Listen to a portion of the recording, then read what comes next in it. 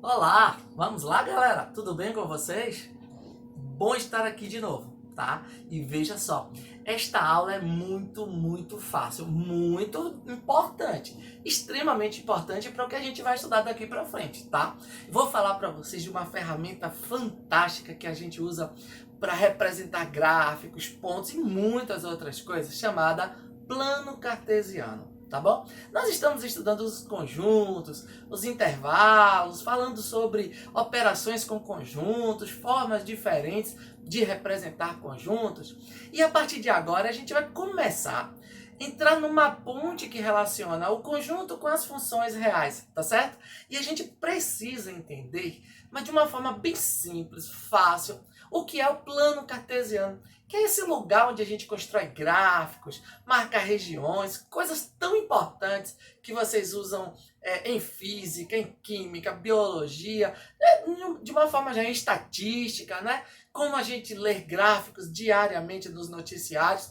Então hoje a gente vai apresentar para vocês a casa onde moram esses gráficos, tá bom? De uma forma bem simples, o plano cartesiano, tá? Veja só, imaginem vocês duas retas que sejam perpendiculares entre si, que sejam coplanares, tá? Daí vem a ideia de plano, tá? Então, a ideia é de que se você imaginar duas retas no mesmo plano e que se cruzam formando um ângulo de 90 graus. Se elas se cruzam formando um ângulo de 90 graus, elas são perpendiculares, tá? Então vamos lá, vamos desenhar essas retas para a gente mostrar alguns elementos bacanas para vocês, tá bom? Elementos bacanas para vocês. Olha só, galera. Então, imagine vocês que eu tenho uma reta assim e uma outra reta assim.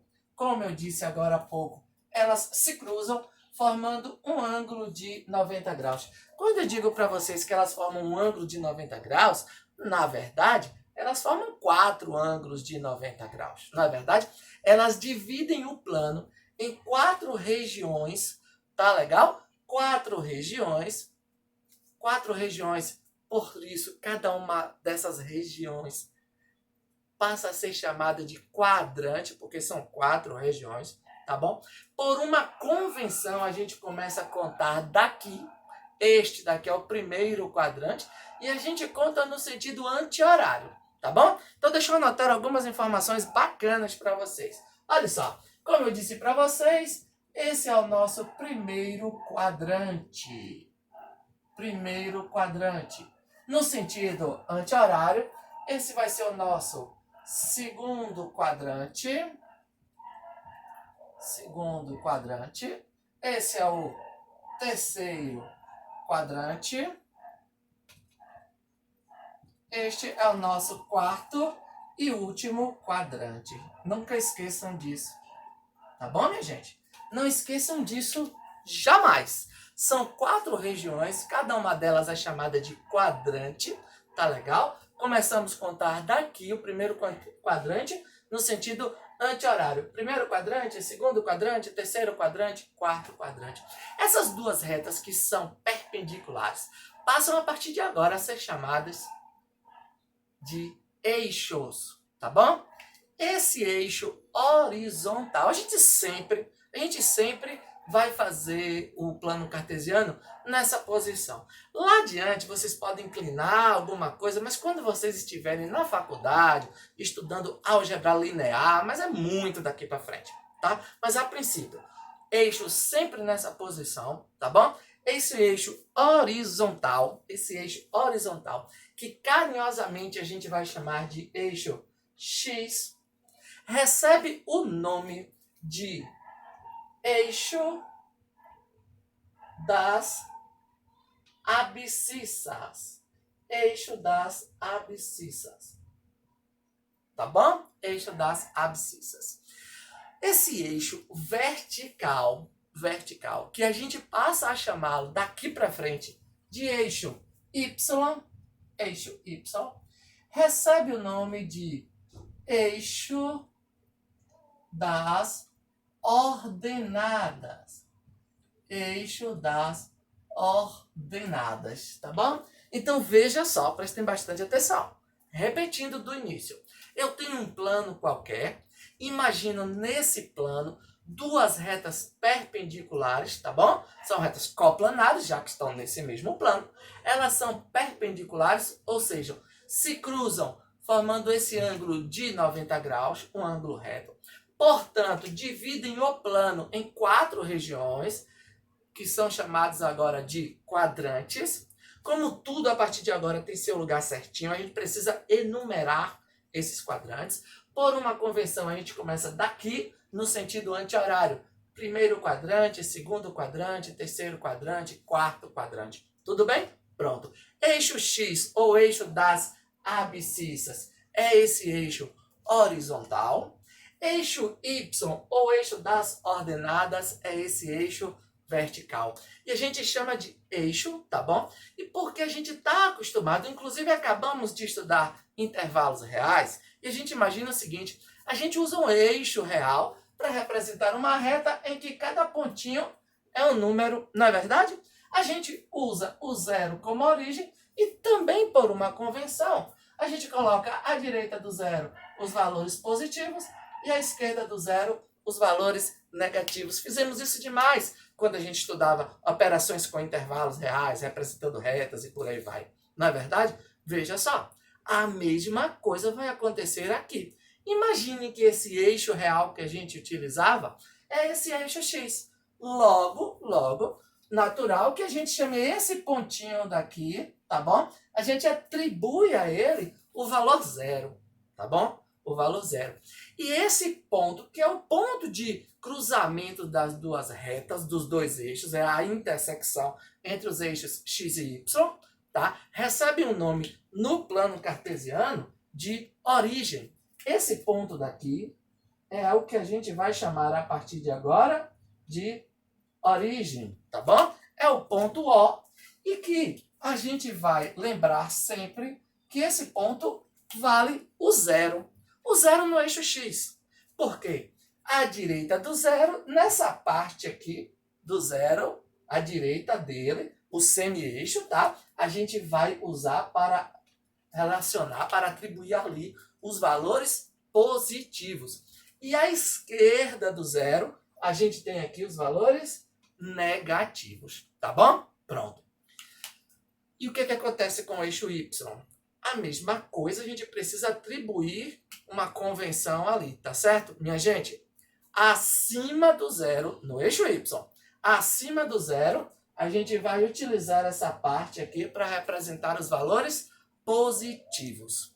E abaixo do zero, os valores negativos. Todo mundo já sabe isso. A gente já leu gráficos, mesmo sem estudar, né, de uma forma mais aprofundada, o plano cartesiano. Muito importante e coisa que a gente não deve esquecer. A gente não vai esquecer porque a gente vai fazer muita atividade com isso, tá bom? Então, olha só, esse é o plano cartesiano que eu preciso mostrar para vocês, tá certo, minha gente? Existem aqui nesse plano duas retas que são importantíssimas, tá bom? Duas retas que são importantíssimas, que eu vou apresentar agora e que a gente vai utilizar muito daqui para frente.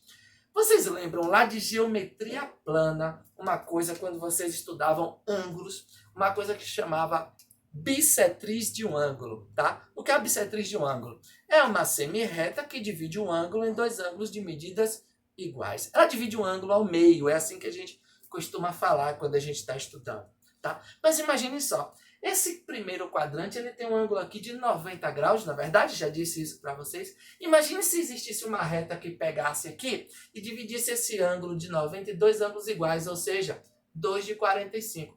Mas eu falei uma reta, eu não falei uma semi-reta, que deveria começar aqui e dividir. Essa reta ela continuaria, logo, ela também divide o terceiro quadrante. Deixa eu mostrar essa reta para vocês. Essa reta seria uma reta assim, ó. Ela passa por aqui e passa por aqui, formando aqui um ângulo de 45 graus, portanto, aqui também é 45 graus. Este ângulo e este ângulo também são ângulos de 45 graus, tá bom? Elas se dividem aqui, o primeiro quadrante e o terceiro quadrante. Essa reta é a bissetriz do primeiro quadrante e também do terceiro quadrante. recebe um nome muito importante, nunca esqueçam disso, tá?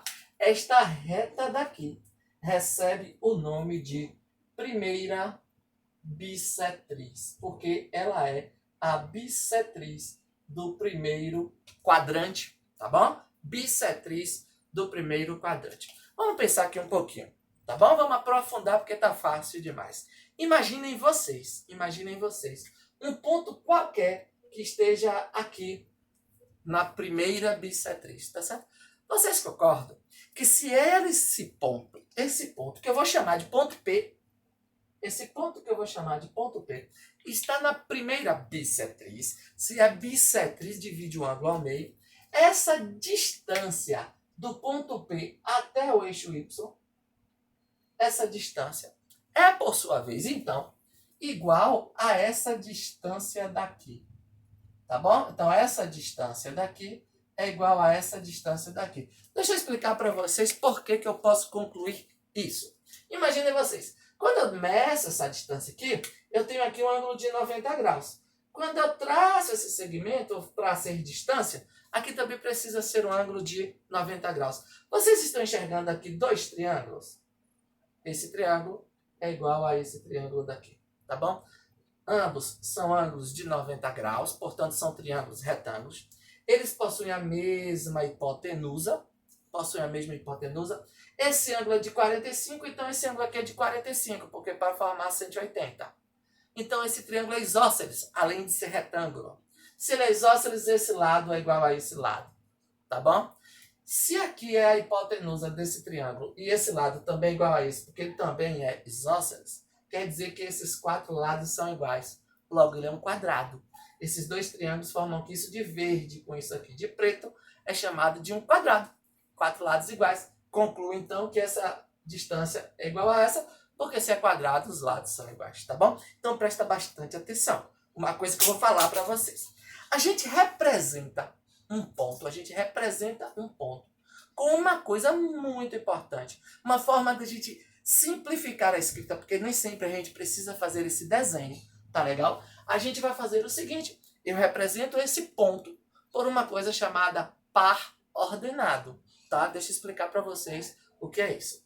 Esse ponto P, quando eu desço aqui, eu chego em um lugarzinho do eixo X, que é um número real. Como eu desenhei desse lado e sei que o X está aqui, sei até que é um valor positivo. Na verdade, já que está à direita da origem, tá? Então, eu vou dizer que esse valor daqui é o valor de X do ponto P, tá bom? Do mesmo modo, eu posso pensar que se o ponto P está aqui, quando eu venho para o eixo Y de modo perpendicular, eu chego num lugar que eu vou chamar de ponto de valor Y de P. E sei que é positivo porque está aqui do lado acima, na verdade, do semi-eixo acima do zero, que é a origem, tá? Então, esse ponto P, para eu não precisar fazer esse desenho todo, eu poderia representá-lo assim. O ponto P tem coordenadas x de P e y de P, tá bom? Isso daqui é o que a gente vai chamar de par ordenado. Par ordenado. O nome par vem dessa ideia de ser um par de números. Ordenado porque eu tenho que mostrar para vocês que a ordem é importante, tá bom? Por exemplo, imaginem vocês que eu tenha um ponto qualquer aqui, A. Quando eu venho para o eixo X, eu encontro o número 1. E vamos supor que vindo para o eixo Y, eu encontro o número 2, tá bom? Então, esse ponto A, ele é representado pelo par 1, 2. Devo dizer para vocês que o primeiro valor sempre é o valor do X, é o valor da abscissa do ponto. E o segundo valor é sempre o valor de Y, da ordenada do ponto. Mas é sempre, é sem exceção. O primeiro valor é sempre o valor de X. O segundo valor é sempre o valor de Y. Por isso que é ordenado. Porque se eu dissesse para vocês que o ponto B é o ponto 2, 1, só mudei a ordem, só inverti a ordem, vocês vão perceber que que os pontos são diferentes, porque todo mundo vai entender que o ponto B tem o 2 para x, então o 2 de x está aqui, e ele tem o y1, e o y1 é aqui, a metade do caminho para 2. Então o ponto B está aqui. E se são lugares diferentes do plano cartesiano, logo são pontos diferentes, tá bom? Então é por isso que a gente vai falar de par ordenado com essa importância toda, tá bom? É importante lembrar para vocês que se um ponto P está no primeiro quadrante, lá na primeira bissetriz eu mostrei para vocês que o valor de x de P é igual ao valor de y de P, porque essas distâncias são iguais. Isso é uma propriedade para todos os pontos que estão na primeira bissetriz. Por isso que essa reta também pode ser representada do modo é o lugar no plano cartesiano que a gente tem y igual a x. Mais tarde, quando a gente estiver falando de função do primeiro grau, nós vamos citar esta função y igual a x. Por enquanto, é o lugar do plano cartesiano que tem y igual a x, tá bom? Lembrando para vocês, vou falar de uma coisa importantíssima, tá? Todo ponto que está no primeiro quadrante tem o valor do x positivo e y positivo, tá bom? Neste lugar, x é maior que zero e y é maior que zero. Agora imaginem vocês, se um ponto está no segundo quadrante, um ponto A qualquer aqui, vai ter um x negativo e um y positivo, porque está acima da origem. Então, nesse lugar, x é menor que zero e y é maior que zero. Se o ponto está no terceiro quadrante, o valor do x é negativo e o valor do y também é negativo, porque está abaixo da origem. Então, nesse lugar, x é menor que zero e y também é menor que zero. E um ponto que está no quarto quadrante, ele vai ter um x positivo, porque está à direita da origem, não sei quanto é, mas é positivo. E do valor de y, o que eu sei é que é um valor negativo.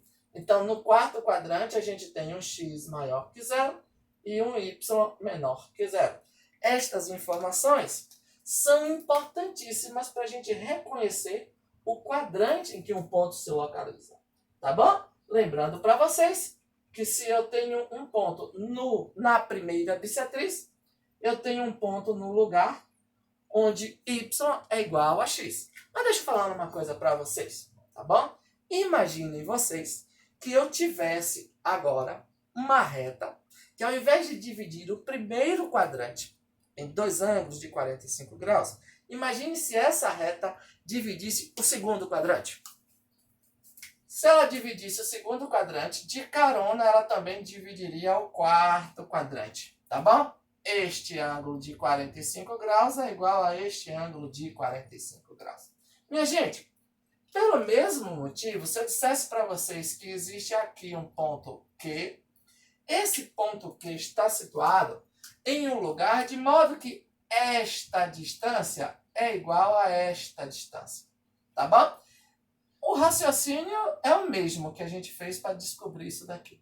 Então, esse lugar daqui, essa reta de azul, se ela divide o segundo e o quarto quadrantes, é o lugar onde, no segundo e quarto quadrantes, a distância para o eixo x é igual à distância para o eixo y. Mas imagina, eu estou falando de distância. Por exemplo, se essa distância aqui fosse 5, eu preciso lembrar que aqui é o valor 5. Só que aqui é o valor menos 5, já que está à esquerda da origem. A distância é 5, mas o valor é menos 5.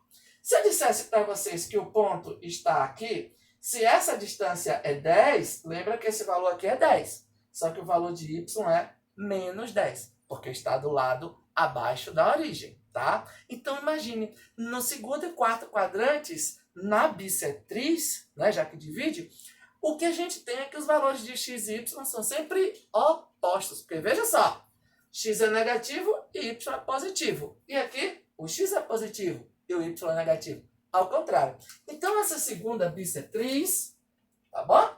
Esta linha aqui, esta reta é a nossa segunda bissetriz. Segunda bissetriz, ela é o lugar no plano cartesiano em que a gente tem o valor de y igual a menos x, ou seja, o oposto de x. Tá bom?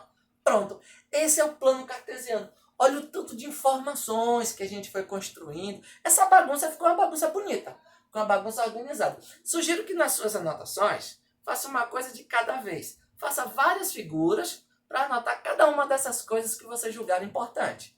Tá bom? Então, olhe só. Tudo que for importante, você faz no seu portfólio, nas suas anotações, tá bom? Lembrando para vocês de uma coisa.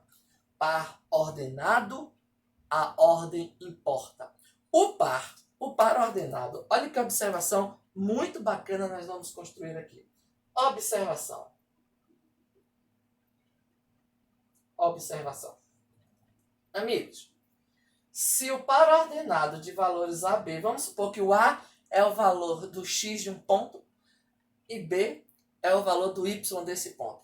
Se ele é igual a um par ordenado CD, quando eu digo que são iguais, é que no plano cartesiano eles precisam estar no mesmo lugar, tá bom? Então AB é igual a CD se e somente se, olha só, o valor de A precisa ser igual ao valor de C, o valor de A precisa ser igual ao valor de C, e o valor de B precisa ser igual ao valor de D. Ó, o x de um precisa ser igual ao x do outro, o y de um precisa ser igual ao y do outro. A abscissa de um é igual à abscissa do outro. A ordenada de um é igual à ordenada do outro. Essa é a única condição para que dois pares ordenados sejam iguais. Tá bom? Pronto, minha gente. Vocês já conheceram o plano cartesiano, já sabem o que é par ordenado para a gente representar um ponto, já conhecem a primeira bissetriz, segunda bissetriz, quadrantes e por aí vai. Vamos agora entrar na fase bacana que é praticar, tá bom? Eu espero que vocês tenham entendido o conteúdo, que vocês tenham entendido o que é e para que serve um plano cartesiano, para a gente representar esses pontos que a gente vai começar a observá-los, tá certo? Pronto, um abração para vocês. Próximo passo, fazer as atividades e eu espero que vocês tenham gostado do vídeo, tá bom? Se gostaram, galera, dá um like aí. Ajuda a gente, se inscreva no canal que vocês vão receber notificações de cada aula que o professor Bolinha postar para vocês, tá bom? Um abração para vocês e até a próxima, galera.